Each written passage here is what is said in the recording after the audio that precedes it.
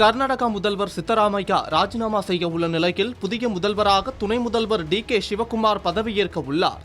காலை உணவு விருந்தளித்த போது சித்தராமையா இதனை தெரிவித்துள்ளார். அப்போது அவரது காலில் விழுந்து வணங்கி டி.கே. சிவக்குமார் ஆசி பெற்றுள்ளது கவனம் பெற்றுள்ளது.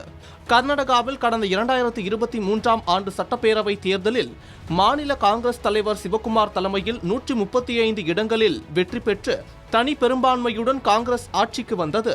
சித்தராமையா டி.கே. சிவக்குமார் இடையில் முதல்வர் பதவிக்கு போட்டி எழுந்தது. கட்சி மேலிடத்தில் இருந்த செல்வாக்கு காரணமாக சித்தராமையா முதல்வர் ஆனார். சிவக்குமார் துணை முதல்வராக பொறுப்பேற்றார். இருவருக்கும் தலா 2.5 ஆண்டுகள் முதல்வர் பதவி என கட்சி மேலிடம் ஒப்பந்தம் போட்டிருப்பதாக கூறப்படுகிறது.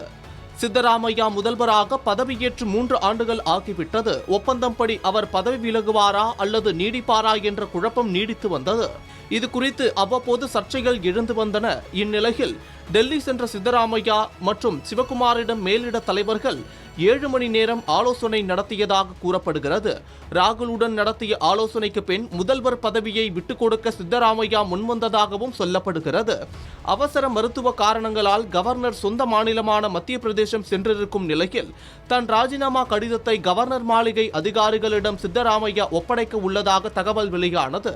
அதன் பிறகே புதிய முதல்வர் பதவியேற்பு எப்போது என்ற விவரங்கள் அறிவிக்கப்பட உள்ளன. தான் ராஜினாமா செய்ய இருப்பதை முன்னிட்டு இத்தனை காலமாக தனக்கு ஆதரவளித்த அமைச்சர்களுக்கு தன் இல்லத்தில் காலை விருந்து கொடுத்திருந்தார். அந்த விருந்துக்கு வருகை தந்த துணை முதல்வர் டி.கே. சிவக்குமார் முதல்வர் சித்தராமையாவை நேரில் கண்டதும் அவரை பாசத்துடன் கட்டி தழுவிக் கொண்டார். தழுவிய கையோடு தனது மரியாதையை வெளிப்படுத்தும் விதமாக முதல்வர் சித்தராமையாவின் பாதங்களை தொட்டு வணங்கி டி.கே. சிவக்குமார் ஆசி பெற்றார். காங்கிரசின் இருபெரும் தலைவர்களுக்கு இடையே கருத்து வேறுபாடு நிலவுவதாக எதிர்க்கட்சிகள் விமர்சித்து வரும் நிலையில் இந்த சந்திப்பு ஆளுங்கட்சிக்குள் இருக்கும் ஒற்றுமையை உறுதிப்படுத்தும் விதமாக அமைந்துள்ளது. எங்களுக்குள் எந்த பிளவும் இல்லை, நாங்கள் அனைவரும் ஒற்றுமையாகவே இருக்கிறோம் என்பதை இந்த செயல் நிரூபித்துள்ளது என காங்கிரஸ் வட்டாரங்கள் தெரிவித்துள்ளன.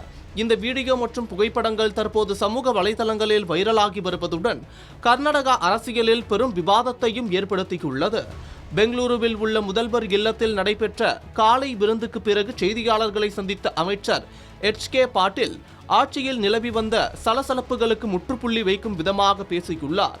முதல்வர் சித்தராமையா முறைப்படி தனது பதவியை ராஜினாமா செய்கிறார். டி.கே. சிவக்குமாரை அடுத்த முதல்வராக்குவோம் என்று சித்தராமையா தெரிவித்துள்ளார். அவரே கர்நாடகாவின் புதிய முதல்வராக பொறுப்பேற்றார் என்று விருந்துக்கு பின் பேசிய எச்.கே. பாட்டீல் உறுதிப்படுத்தினார். சித்தராமையா ஆட்சியின் 2.5 ஆண்டு கால முடிவின் போது சிவக்குமார் பதவியேற்பு குறித்து அவரது ஆதரவாளர்கள் கேள்வி எழுப்பினர். அந்த சமயத்தில் இரு தரப்பிலும் மாறி மாறி காலை விருந்தளித்து பேச்சுவார்த்தைகள் நடந்தன. அதனைத் தொடர்ந்து இந்த சர்ச்சை அப்போதைக்கு முடிவுக்கு வந்தாலும் அதன் பின்னர் ஒப்பந்தம்படி டி.கே. சிவக்குமாரை முதல்வராக்கும் கோரிக்கை நீடித்து வந்தது. இந்த கோரிக்கைகள் இப்போது முழுமை பெற்று டி.கே. சிவக்குமார் கர்நாடகத்தின் புதிய முதலமைச்சராகிறார்.